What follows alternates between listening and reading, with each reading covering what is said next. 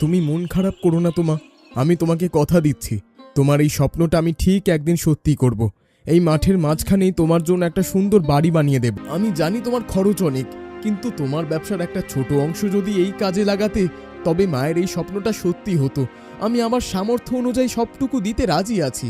দেখ গৌরাঙ্গ, তোকে আমি আমার ম্যানেজার হিসেবে রেখেছি, আমার সংসারের মুরব্বিয়ানা করার জন্য নয়। জানিস সুবীর, ওই মাঠে তোর বাবার একটা বাড়ি তৈরি করার ইচ্ছে ছিল, কিন্তু হঠাৎ করে তোর বাবা আমাদের ছেড়ে চলে যাওয়াতে আর বাড়ি বানানো হলো না। মৃত্যুর কয়েকদিন আগেও তোর বাবা বলছিল, আমি বানাতে পারিনি তো কি হয়েছে, আমাদের ছেলেরা বড় হয়ে ঠিক পারবে। মনে মনে খুব ইচ্ছে হয় জানিস, মাঠের মধ্যে সত্যি যদি একটা বাড়ি থাকতো। তোর বাবার স্বপ্নটা এখন আমারও স্বপ্ন হয়ে গেছে। তুমি মন খারাপ করো না তোমা, আমি তোমাকে কথা দিচ্ছি, তোমার এই স্বপ্নটা আমি ঠিক একদিন সত্যি করব। এই মাঠের মাঝখানেই তোমার জন্য একটা সুন্দর বাড়ি বানিয়ে দেব। মা, দুঃখ করবেন না, দেখবেন সত্যি সত্যি একদিন আপনার স্বপ্ন পূরণ হবে। তোমাদের এই ভালোবাসাটুকুই তো আমার বেঁচে থাকার শক্তি বৌমা। তবে সুবীরের একার সামান্য চাকরিতে এত বড় একটা স্বপ্ন পূরণ করা কি আদেও কোনোদিন সম্ভব হবে? কেন সম্ভব হবে না মা? ইচ্ছে আর সততা থাকলে অনেক বড় বাধা পার হতে পারে। আমি দিনরাত এক করে খেটে যেভাবে হোক তোমার স্বপ্ন পূরণ করব। একদম ঠিক বলেছ, আমরা দুজনে মিলে দরকার হলে আরও মিতব্যয়ী হব। পয়সা জমিয়ে মায়ের সেই সবুজ মাঠের মেঘ ছোঁয়া বাড়ির স্বপ্নটাকে আমরা বাস্তবে রূপ দেবই। তোদের মুখের কথাগুলো আমার মনের সব দুঃখ তাড়িয়ে দেয়, কিন্তু অর্ণবটা বড় ছেলে হয়েও শহরের ওই ইট পাথরের খাঁচায় বন্দি হয়ে আমাদের একেবারেই ভুলে গেল। বড়দা এখন অনেক টাকা পয়সা আর ব্যবসা নিয়ে ব্যস্ত মা, কিন্তু তুমি দেখো একদিন ঠিক আমাদের কাছে বড়দা ঠিক ফিরে আসবে। সেই অপেক্ষাই তো আছি রে বাবা, তোর মুখের কথা যেন সত্যি হয়।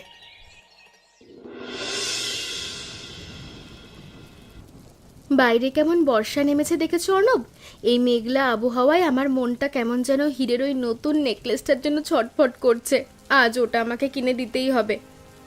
তুমি কি পাগল হয়েছো প্রিয়াঙ্কা? দেখছো না এখানে বসে আমি ব্যবসার কত বড় একটা হিসাব মেলাতে পারছি না, আর তুমি এই অসময়ে গয়না কেনার জন্য বায়না জুড়ে দিলে। কাজের দোহাই সবসময় দেবে না তো।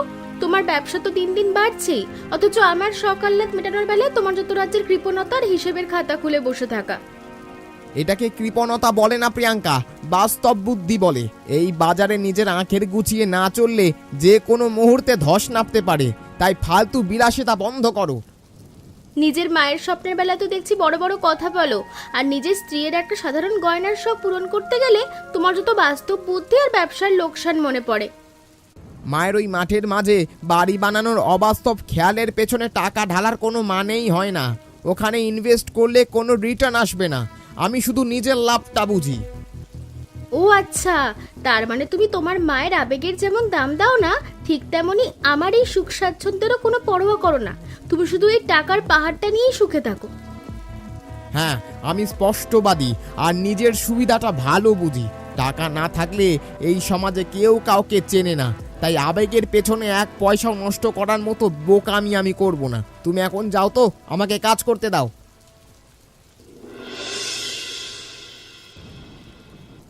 আরে গৌরাঙ্গ দাজে, এই ভর বৃষ্টিতে ছাতা মাথায় কোথায় যাচ্ছ? বর্দার অফিসের দিকে নাকি?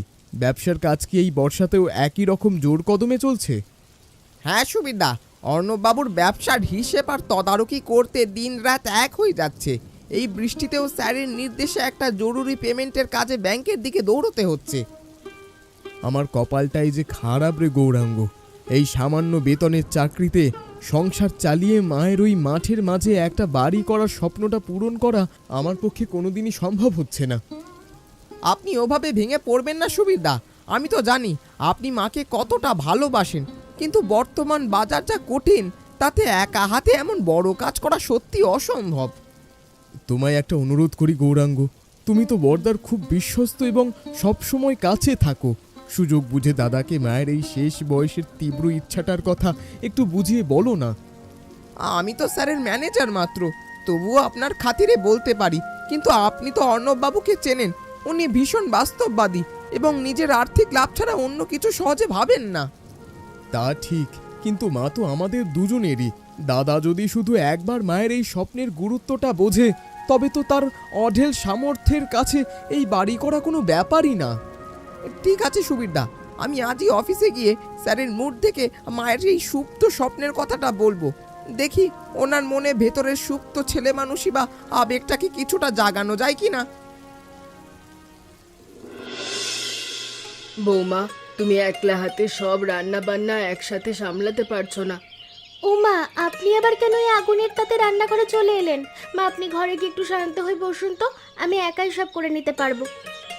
আরে ধুর ধুর, একা একা শুয়ে বসে থাকতে কি আর সারাদিন ভালো লাগে?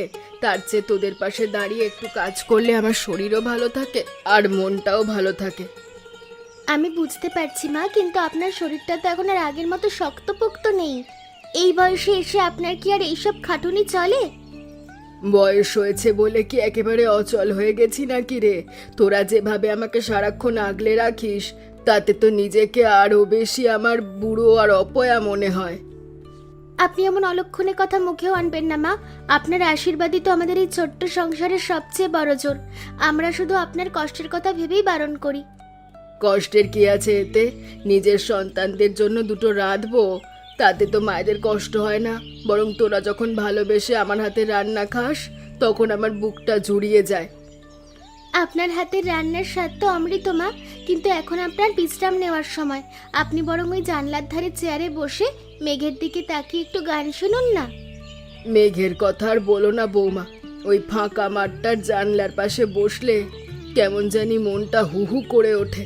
তার চেয়ে তোমাদের এই হেঁসেলের ব্যস্ততাই আমার ভালো। কিরে, তুই এখানে? অনেকদিন পর দেখা হলো, তা সব কিছু ঠিকঠাক আছে তো? সব ঠিক আছে দাদা, তবে তোমার সাথে একটা জরুরি একটা কথা ছিল। চাটা শেষ করে যদি 5টা মিনিট সময় দিতে খুব উপকার হতো। দেখ সুবীর, আমার হাতে একদম সময় নেই। জলদি যা বলার বল। নতুন একটা প্রজেক্টের কাঁচামাল নিতে আজ রাতেই লোক পাঠাতে হবে। মাথার উপর পাহাড় সমান চাপ। আসলে মা ওই মাঠের ধারের বাড়িটা নিয়ে খুব বেশি চিন্তা করছেন। কাল রাতেও বৃষ্টির শব্দে ঘুমোতে পারেননি, খালি বলছিলেন ওনার জীবনের শেষ ইচ্ছেটা কি পূরণ হবে না। এই এক পুরনো ঘ্যানে ঘ্যানানি শুরু করলি তো। মা বয়স্ক মানুষ, আবেগের বশে অনেক কথাই বলবে।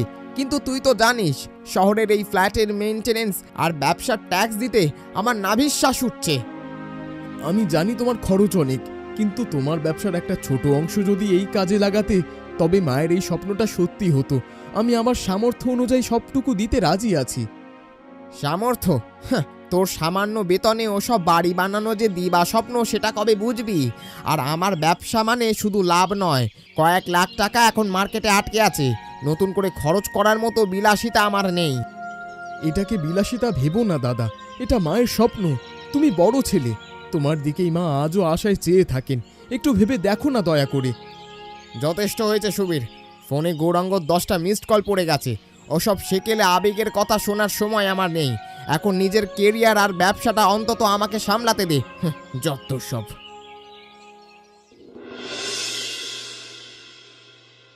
আরে অঞ্জলি, কোনো অঘটন ঘটেনি তো?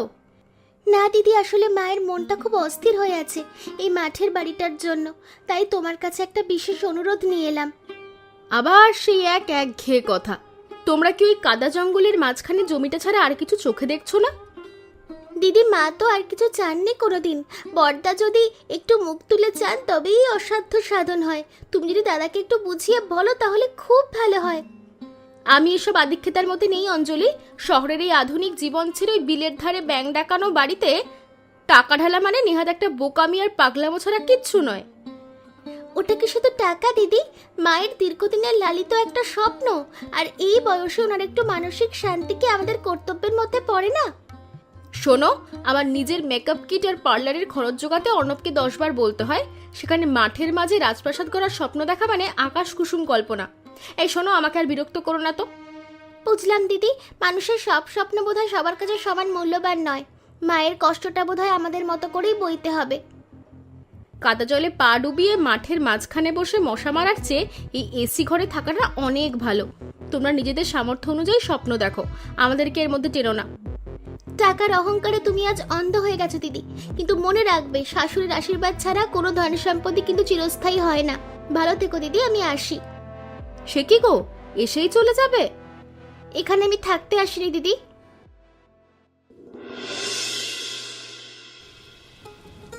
মাসিমা, এই মেঘলা দুপুরে একা একা ভিজে ঘাসের ওপর দিয়ে কোথায় যাচ্ছেন? আমি দূর থেকে আপনাকে দেখে আর থাকতে পারলাম না, তাই কাছে এলাম। এমনি বাবা, এই ধুধু মাঠটার দিকে তাকালে কেন জানি মনে হয় এখানে আমার আত্মার একটা টান আছে। মেঘগুলো কেমন নিচু হয়ে মাঠের ওপর নেমে আসছে, দেখেছো? আমি সুবিধার কাছে শুনেছি মাসিমা, মাঠের মাঝখানে আপনার ওই স্বপ্নের বাড়ির কথা। বিশ্বাস করুন, আমি আজই অর্ণববাবুকে কড়া করে বলবো যাতে তিনি আপনার এই ইচ্ছেটা পূরণ করেন। থাক বাবা থাক, তোমায় আর বলতে হবে না। যে টান নারীর থেকে আসে না, তা পরের কথায় কখনোই জন্মায় না। অর্ণবকে জোর করে কোনো কিছু করানোর দরকার নেই। কিন্তু মাসিমা, ওনার অঢেল সম্পত্তি, উনি চাইলে এক নিমেষেই এটা সম্ভব। আপনার এই জল ছলছল চোখে মাঠের দিকে তাকিয়ে থাকার বড় বেশি কষ্টের। এ জগতে কি সবার স্বপ্ন পূরণ হয় গৌরাঙ্গ বাবা? হয় না। আকাশ ভরা মেঘ থাকলেও তো সব সময় বৃষ্টি নামে না। আমার স্বপ্নটাও না হয় অপূর্ণই থাক। ভালোবাসার কর্তব্য কি এক কথা বাবা? যে নিজের থেকে কিছু অনুভবই করে না, তাকে মনে করিয়ে দেওয়াটা ভিক্ষা করার মতো। আমার এই অপূর্ণ ইচ্ছেটা না হয় এই মাটির বুকেই মিশে থাকুক। আপনি এমন হাহাকার করে বলবেন না মাসিমা। আমার মতো সামান্য কর্মচারীও যদি আপনার দুঃখটা বুঝতে পারে, তবে আপনার ছেলে নিশ্চয়ই একদিন বুঝবে। তারপরও আমি আপনার ছেলেকে বোঝানোর চেষ্টা করব। এতে যদি আমার চাকরিও চলে যায়, যাবে। তুই আবার কাজের সময় ওসব পারিবারিক অবাস্তব ঘ্যান ঘ্যানানি নিয়ে চলে এলি গৌরাঙ্গ। দেখছিস না, সামনের মাসের অডিট রিপোর্ট ফাইলগুলো আমাকে আজ রাতের মধ্যে শেষ করতে হবে। স্যার, অডিটের ফাইল তো প্রতি বছরই আসবে, কিন্তু মাসিমার বয়স তো পেরিয়ে গেছে। ওনার ওই সবুজ মাঠের মাঝে মেঘ ছোঁয়া বাড়ির স্বপ্নটা তো আর সারা জীবন অপেক্ষা করবে না। দেখ গৌরাঙ্গ, তোকে আমি আমার ম্যানেজার হিসেবে রেখেছি, আমার সংসারের মুরব্বিয়ানা করার জন্য নয়। তুই এখন বাইরে যা, আমার এই ফালতু আবেগের পেছনে নষ্ট করার মতো এক মিনিটও সময় নেই। আপনি আজ টাকার অহংকারে অন্ধ হয়ে গেছেন স্যার, তাই মায়ের ওই আকুতি আপনার কাছে ফালতু আবেগ মনে হচ্ছে। সুবিধা ও অঞ্জলিদি ওনাদের সাধ্যমতো চেষ্টা করছেন, আর আপনি এত বড় ব্যবসায়ী হয়ে মুখ ফিরিয়ে আছেন। সুবীর কি করলো না করলো তা দিয়ে আমার কিছু যায় আসে না। জমি কিনে বাড়ি বানানো কোনো ছেলে খেলা নয়। ওখানে ইনভেস্ট করলে আমার ব্যবসায় ক্যাপিটাল ব্লক হয়ে যাবে। তুই আমায় জ্ঞান দেওয়া বন্ধ কর। আমি কোনো জ্ঞান দিচ্ছি না স্যার, শুধু বাস্তবটা মনে করিয়ে দিচ্ছি। যেদিন মা এই দুনিয়ায় আর থাকবেন না, সেদিন কোটি টাকা দিয়েও ওনার এই একটা হাসি মুখ কিনতে পারবেন না। তুই বড্ড বেশি বাড়াবাড়ি করছিস গৌরাঙ্গ। আমার মায়ের প্রতি আমার কি দায়িত্ব সেটা তোর থেকে শিখতে হবে না, তুই নিজের কাজ করগে। স্যার, যাওয়ার আগে একটা কথা আপনাকে বলি। আমার বয়স তখন 10 বছর হবে। বাবার চায়ের দোকান ছিল, সেই টাকা দিয়ে আমাদের কোনো রকম চলে যেত। তোর পরিবারের গল্প শুনে আমি কি করব রে? শুনলে বুঝতে পারবেন। হঠাৎ আমার মা একদিন অসুস্থ হয়ে পড়ে। মায়ের ইচ্ছা হয় খাসির মাংস খেতে, কিন্তু সেই স্বপ্ন আমরা পূরণ করতে পারিনি। মা আমাদের ছেড়ে চলে যায়। স্যার, এটাই আমার কথা ছিল। তুই আমাকে একটু একা থাকতে দে, একটু পরে আসিস। কি গো, তোমার মনটা এত খারাপ কেন? কোনো সমস্যা হয়েছে? দাদা মায়ের বাড়িটা করবে না, তাই আজ আমি ব্যাংকে গিয়েছিলাম লোনের জন্য। ভাবলাম বাড়িটা আমি করে দিব। লোন কি পাওয়া গেল? ব্যাংকের ম্যানেজার বাবু সরাসরি জানিয়ে দিলেন কোনোভাবেই হোম লোন দেওয়া সম্ভব নয়। তুমি ভেঙে পড়ো না গো, ব্যাংকে না হলে অন্য কোনো উপায় কিছু করা যায় না? সব রাস্তা বন্ধ হয়ে গেছে অঞ্জলি। প্রাইভেট ফান্ডে যা আছে তা দিয়ে বড় জোর বাড়ির ভিতটুকু গড়া যাবে, কিন্তু মায়ের ওই স্বপ্নের ছাদটা তো আর কোনোদিন মাথা তুলে দাঁড়াবে না। কোনো চেনা মানুষের কাছ থেকে ধার বা অফিসের প্রভিডেন্ট ফান্ড থেকে কোনো লোন? দিদির কাছে গিয়েও তো কোনো লাভ হলো না। ওনারা তো ওটাকে কাদা জঙ্গলের পাগলামি বলে উড়িয়ে দিলেন। পর্দা যদি শুধু একবার ভাই হিসেবে আমাদের পাশে দাঁড়াতেন। বড়দা তো এখন শুধু নিজের লাভ আর ব্যবসার হিসেব বোঝে। মায়ের এই তীব্র ইচ্ছাটার কোনো মূল্যই নেই ওনার কাছে। কিন্তু সন্তান হয়ে আমি যে মায়ের একটা মাত্র স্বপ্ন পূরণ করতে পারলাম না, এই আফসোস আমাকে সারা জীবন পুড়িয়ে মারবে। তুমি ওভাবে কেঁদো না, মাথা নিচু করে নিজেকে অপরাধী ভেবো না গো। মা তো আমাদের অবস্থা জানেন, ওনার আশীর্বাদ আমাদের সঙ্গে থাকলে একদিন না একদিন ঠিক একটা উপায় হবে। কবে উপায় হবে অঞ্জলি? মার তো দিন দিন বয়স যাচ্ছে। আজ বিকেলে যখন মাঠের দিকে তাকিয়ে মা দীর্ঘশ্বাস ফেলছিলেন, তখন নিজেকে পৃথিবীর সবচেয়ে ব্যর্থ ছেলে মনে হচ্ছিল।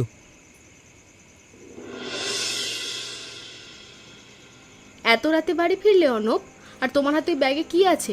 নতুন কোনো প্রজেক্টের কাগজপত্র নাকি? না প্রিয়াঙ্কা, ব্যাগে টাকা। ভাবছি মায়ের স্বপ্নটা এবার পূরণ করব। বাড়ির দক্ষিণ দিকে মাঠে যে জমিটা আছে ওইখানে বাড়িটা করব। এটা কোনো ফালতু জায়গা বা টাকা নষ্ট নয় প্রিয়াঙ্কা। আমি আমার মায়ের জীবনের শেষ স্বপ্নটা পূরণ করার জন্য ওই মাঠের মাঝখানেই একটা সুন্দর বাড়ি বানাবো। তুমি হঠাৎ ওই গায়ের কাদার ভেতরের বাড়ি করবে বলে ব্যাংক থেকে টাকা তুলতে গেলে কেন? মাথা খারাপ হয়েছে নাকি তোমার? এই ফালতু জায়গায় এতগুলো টাকা নষ্ট করার কোনো মানে আছে? তুমি তো এরকম অবাস্তব আবেগের মানুষ নও। নিজের লাভের বাইরে তো এক পাও চলো না। তবে আজ হঠাৎ ওই অজপাড়া গায়ের এক বুড়ো মানুষের খেয়ালের জন্য তোমার এত টাকা ওড়াচ্ছ? সব সময় নিজের লাভ আর সুখ সুবিধা দেখলে চলে না প্রিয়াঙ্কা। যে মা নিজে না খেয়ে কত কষ্ট করে আমাকে আজ এত বড় ব্যবসায়ী বানিয়েছেন, ওনার প্রতি কিছু করা তো আমার প্রধান দায়িত্ব। তোমার ওই ম্যানেজার গৌরাঙ্গ আর তোমার এই গরিব ভাই নিশ্চয়ই তোমার কানে কোনো মন্ত্র দিয়েছে, তাই তুমি আজ হীরের নেকলেস বাদ দিয়ে মাঠের বাড়ি করতে চলেছো। কেউ মন্ত্রণা দেয়নি প্রিয়াঙ্কা। আজ অফিসে গৌরাঙ্গ আমার চোখের সামনে থেকে স্বার্থপরতার পর্দাটা টেনে সরিয়ে দিয়েছে। ও আমাকে বুঝিয়েছে যে মা বেঁচে থাকতে ওনার মুখে হাসি ফোটাতে না পারলে এই কোটি টাকার ব্যবসা স্রেফ আবর্জনা। মা না থাকলে জীবনটা অন্ধকার।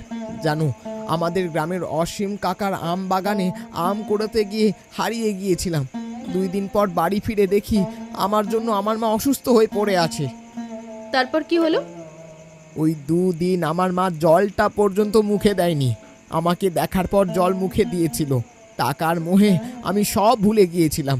গৌরাঙ্গ আমার চোখ খুলে দিয়েছে। কি হলো, চুপ হয়ে গেলে যে? তোমার কথা শুনে আজ আমারও মায়ের কথা মনে পড়ে গেল। একটা কথা না বললেই নয়, টাকা আমাদের অমানুষ করে দিয়েছে। দাদা, আমি কি ঠিক দেখছি? এখানে তো দেখছি বাড়ির কাজ শুরু হয়ে গেছে। তুই যা দেখছিস একদম ঠিক সুবীর। এখানে আমাদের প্রাণের মানুষের জন্য একটা বিশেষ স্বপ্নের ইমারত গড়ার কাজ শুরু হচ্ছে। আমি তো বিশ্বাসই করতে পারছি না। মা জানলে যে কতটা খুশি হবেন, আমি মাকে গিয়ে এক্ষুনি বলছি। দেখবি এই বর্ষার মধ্যেই স্বপ্নের ছাদ মাথা তুলে দাঁড়িয়ে যাবে। তবে মাকে এখন কিছু বলার দরকার নেই। ঠিক আছে, তুমি যখন বলছো তাহলে আমি কিছু বলবো না। শোন সুবীর, আমি তো ব্যবসার কাজে ব্যস্ত থাকি, তাই এখানে রোজ আসতে পারবো না। তুই একটু দেখে শুনে রাখবি যাতে মিস্ত্রি ফাঁকি দিতে না পারে। আচ্ছা ঠিক আছে, তুমি একদম চিন্তা করো না। কেমন আছো অঞ্জলি? আরে দিদি যে, ঘরে এসে অমন মাথা নিচু করে আছো কেন? সত্যি বলতে তোমাদের সামনে মাথা উঁচু করার মতো মুখ যে আমার নেই, পারলে ক্ষমা করে দিও। দিদি যা হওয়ার হয়ে গেছে, আমি ওসব কিচ্ছু মনে রাখি না। এখন বলো তো কি দরকার ছিল, নাকি বড়দা কোনো খবর পাঠিয়েছে? আজ কোনো দরকার নেই অঞ্জলি, আজ শুধু আনন্দ হবে। শোনো, আজ মায়ের স্বপ্ন পূরণ হওয়ার দিন, তাই আমি নিজেই চলে এলাম। আমি জানি তোদের সাথে অনেক অন্যায় করেছি, কিন্তু বিশ্বাস কর আমি আর আগের মতো নেই। পারলে মাফ করে দে। থাক না দিদি, ওসব কথা তুমি কেন বলছো? আমি বুঝতে পেরেছি, তুমি তোমার ভুল যখন বুঝতে পেরেছো তখন আর মাফ চাওয়ার কোনো দরকার নেই। চলো মায়ের ঘরে যাই। তোমরা মা, তুমি আমাকে মাফ করে দাও। তোমার মেয়ে মনে করে আমার পাপের কথা ভুলে যাও। ওরে, তোরা দুজন যে আমার মেয়ে। মা, আমরা তাহলে আজকে আপনাকে মনের মতো করে সাজাবো। আজ কি বাড়িতে কোনো অনুষ্ঠান আছে? আজ কোনো অনুষ্ঠান নয় মা, আজ আপনার জীবনের সবচেয়ে বড় উৎসব। কি গোপন করছিস তোরা আমার কাছে? সুবীরকেও দেখছি না, অর্ণবও অনেকদিন আসেনি। উফ মা, এত প্রশ্ন করবেন না তো। শুধু মনে রাখবেন আজ কোনো কথা নয়, শুধু আমাদের সাথে পা মিলিয়ে ওই মাঠের দিকে হাঁটবেন। মা, এই বর্ষার মেঘগুলো আজ তোমার হাতের নাগানে নিয়ে এলাম। নাও, তোমার সেই স্বপ্নের মেঘ ছোঁয়া বাড়ির চাবিটা আজ তোমার নিজের হাতে নাও। অর্ণব, তুই তবে শেষ পর্যন্ত আমার মনের কথাটা মনে রাখলি বাবা। আমি তো ভেবেছিলাম আমার এই অবাস্তব ইচ্ছেটা এই বুড়ো বয়সে হারিয়েই যাবে। মা, বরদা আজ প্রমাণ করে দিয়েছে যে ও আমাদের সবার কথা কত গভীরভাবে ভাবে। দেখো মা, তোমার মেঘ ছোঁয়া বাড়ি এখন সত্যি। মা, আগে তো বুঝিনি, আজ এই মাঠের মাঝখানে আপনার বাড়ির বারান্দায় দাঁড়িয়ে বুঝেছি মেঘের কত কাছ থেকে শান্তি খুঁজে পাওয়া যায়। আমাদেরকে ক্ষমা করে দেবেন। কি সুন্দর লাগছে না মা? চারদিকে সবুজ মাঠ আর উপরে নীল কালো মেঘের খেলা, ঠিক যেমনটা আপনি সবসময় চেয়ে আসতেন। আজ আমার সব দুঃখ ধুয়ে গেল রে অর্ণব। আমি তো বাড়ির জন্য কাঁদছি না, আজ তোদের এই এক হওয়া আর ভালোবাসা দেখে আমার বুকটা ভরে গেল। আমায় ক্ষমা করো মা, আমি অনেক দেরি করে ফেলেছি। এখন থেকে এই মেঘ, এই বৃষ্টি আর এই মাঠ সবই তোমার আর আমাদের একসাথে থাকার ঠিকানা।